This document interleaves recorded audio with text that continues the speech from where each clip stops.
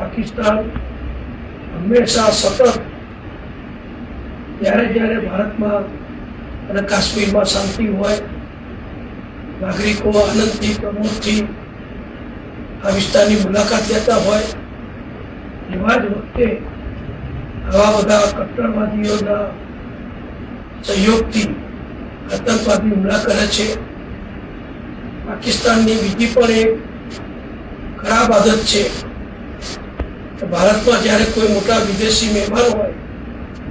એ વિદેશી મહેમાનની હાજરીમાં જ આવા હુમલા કરાવે છે, જેથી અમે પાકિસ્તાનીઓ ભારતને આતંકવાદીઓના સહયોગથી પરેશાન કરી શકીએ છીએ. કાશ્મીર સુરક્ષિત નથી અથવા બીજા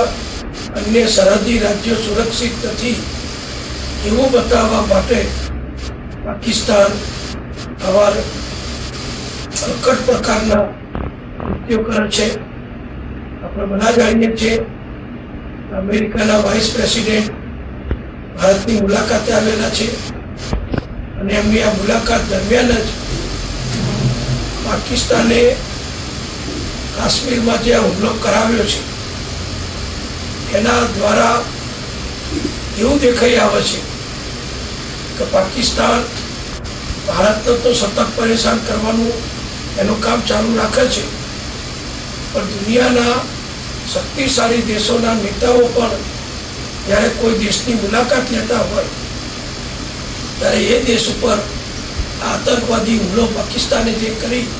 ભારત ઉપર, કાશ્મીર ઉપર જે આ ઘા માર્યો છે, એ હું એમ માનું છું કે અમેરિકાને પણ એને બતાવ્યું છે કે તમે ગમે તેટલી ભારતની મુલાકાત કરો